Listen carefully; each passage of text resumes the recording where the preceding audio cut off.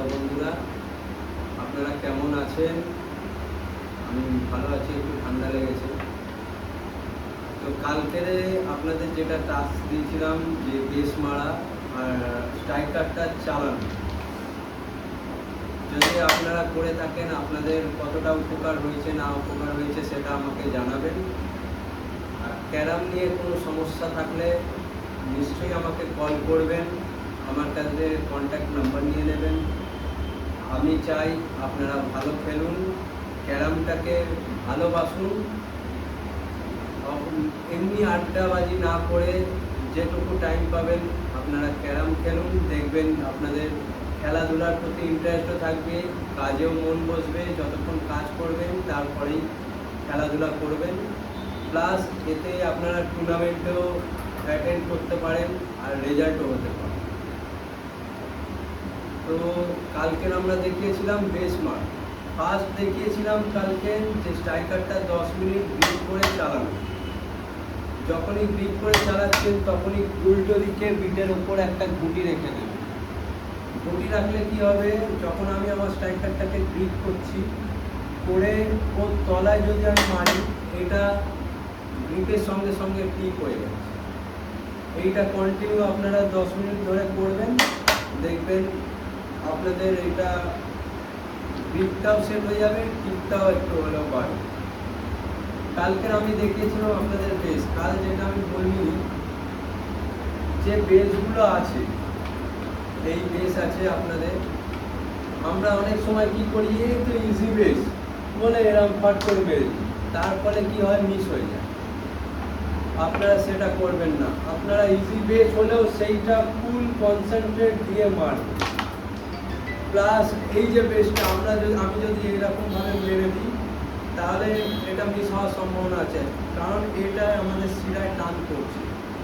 আপনি কি করবেন, বডিটাকে ব্যালেন্স করবেন, ওরে হাতের ওপর বডিটার ব্যালেন্সটা নিয়ে আসবেন, নিয়ে এসে এটা মারবেন, দেখবেন চার্জ হবে। গুটিটাও করবেন সব, কিন্তু আপনি গুটির ওপর বডি ব্যালেন্স রাখবেন। বডি ব্যালেন্স যদি না থাকে গুটিটা কিন্তু যাওয়ার সম্ভাবনা কম থাকে। বাকি এই যে এই বেসটা, এই বেসগুলো যখনই আসে লোকে করে, এই বেসটা কি করবেন, একদম ফ্ল্যাট নেবেন, শুধু স্ট্রাইকারটাকে নিচে ছেড়ে দেবেন, ও গুটিটা অটোমেটিক পকেট হবে। খালি স্ট্রাইকারটাকে ছেড়ে দেবেন, আমি ছেড়ে দিলেই গুটিটা পকেট হবে। আপনারা তো বেস প্র্যাকটিস করবেন, সাঁটা বেসও এরকম ভাবে, যারা ডজ মারবেন, যারা খাজ মারতে চান খাজও মারতে পারেন, কিন্তু ওটা প্রচুর প্র্যাকটিসেরও দরকার পড়ে খাজ মারার সময়। আপনারা 10 মিনিট স্ট্রাইকার চালাবেন, 20-25 মিনিট শুধু বেস মারবেন, শুধু বেস, কোনো ওপরের গুটি মারবেন না, শুধু বেস মারবেন, একটা ডান দিক একটা বাম দিক, একটা ডান দিক একটা বাম দিক, আর বডিটাকে পুরো গুটির ওপর ব্যালেন্স করে রাখবেন। যখন ওগুলো মারা হয়ে যাবে 10 মিনিট করে, আপনাদের তারপরে কি করতে হবে, এই গুটিগুলো আমরা সচরাচর মিস করি, কিন্তু টুর্নামেন্ট হারি এইসব গুটি, কাছের গুটি, এরাম গুটি মিস করেই হারি। এছাড়া দূরের গুটি খুব কম সময় মিস করে হারি। এই যখন আপনাদের কাছের গুটি আছে, এরাম আছে, আমরা কি করি, ও কাছের গুটি ক্যাজুয়ালি ধরেছি আর মারছি। ওই রকম না করে আপনারা ফুল গুটির ওপর কনসেন্ট্রেট করুন। ফার্স্টে একটা ক্রস মারবেন, তারপরে এই দিকে ক্রস মারবেন, ফুল কনফিডেন্স নিয়ে বডিটাকে নিয়ে। কাছের গুটি বলে কেউ অবহেলা করবেন না। তারপরে আবার এইদিকে একটা খাড়া মারবেন, তারপরে এই দিকেও একটা খাড়া মারবেন,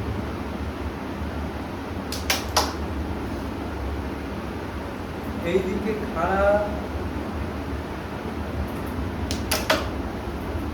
আবার এই দিকে খাড়া,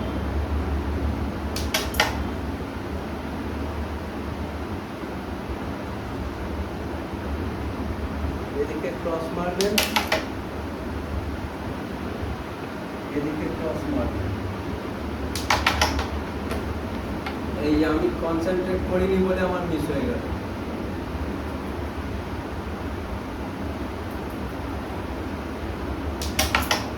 কাছের গুটি সব থেকে বেশি কনসেন্ট্রেট করে মারতে হবে।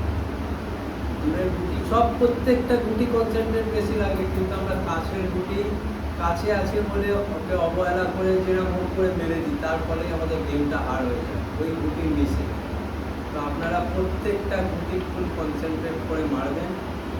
আজ এইটুকুই। প্রথম বসে স্ট্রাইকার চালাবেন 10 মিনিট একটা অপর বিটের গুটি রেখে, তারপরে বেসগুলো কনফিডেন্সের সঙ্গে বডি ব্যালেন্স করে মারবেন।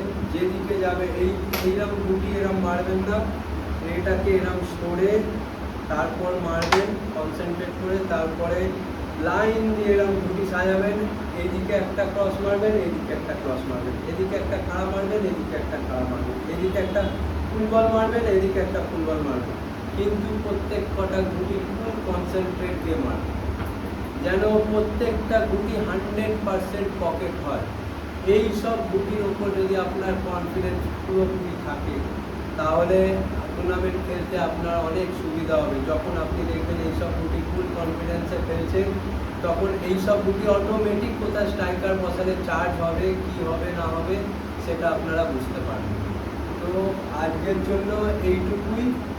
আপনারা আপনাদের গ্রিপের ছবি দিতে বলেছিলাম, যদি চান তো আপনাদের গ্রিপের ছবি দিতে পারেন। কমেন্ট বক্সে ক্যারাম নিয়ে কোনো সমস্যা হলে আমাকে ফোন করতে পারেন, কমেন্ট বক্সে জানাতে পারেন।